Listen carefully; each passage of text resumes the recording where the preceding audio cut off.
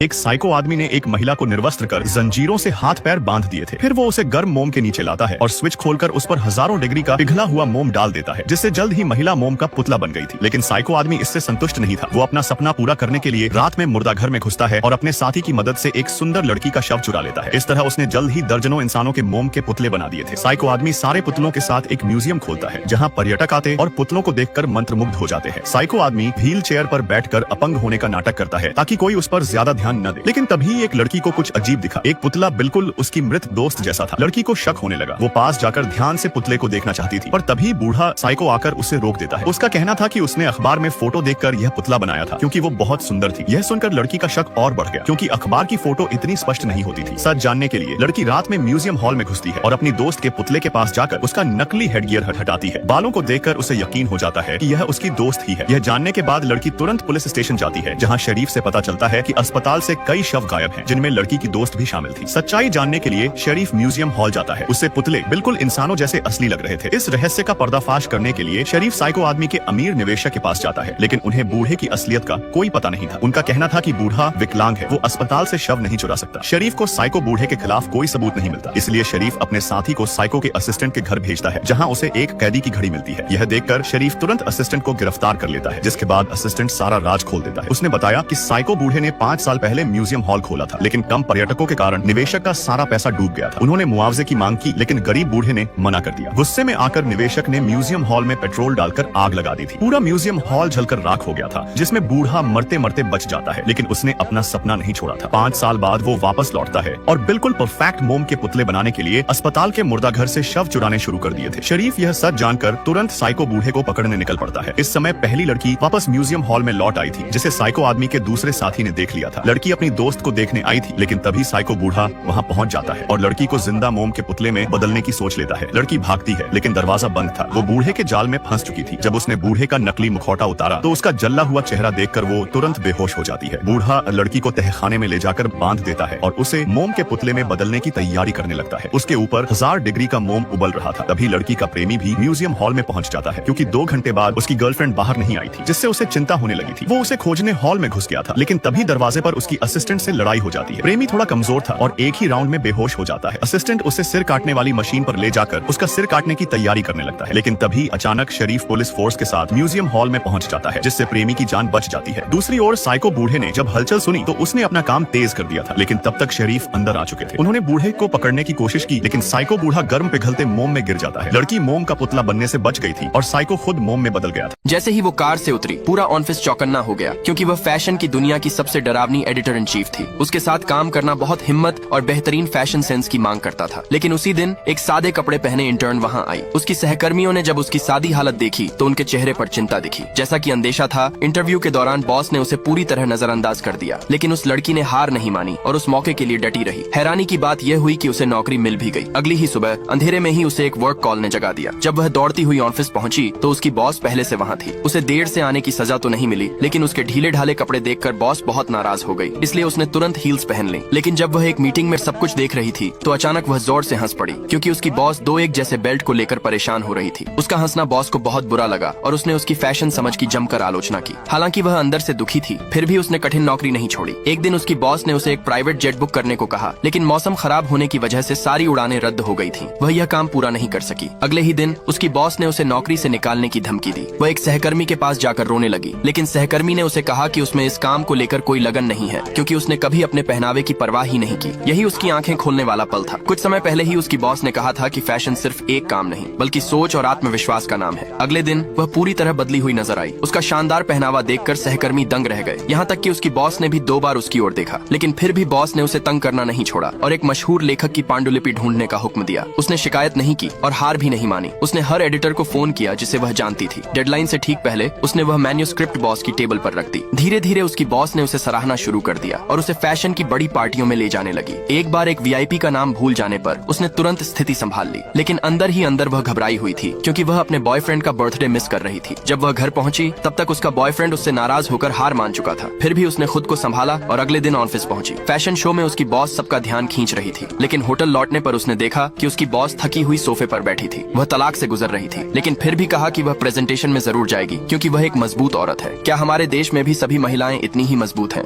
बहुत सारे लोग कहेंगे कि ऐसा कैसे हो सकता है, तो ऐसा हो सकता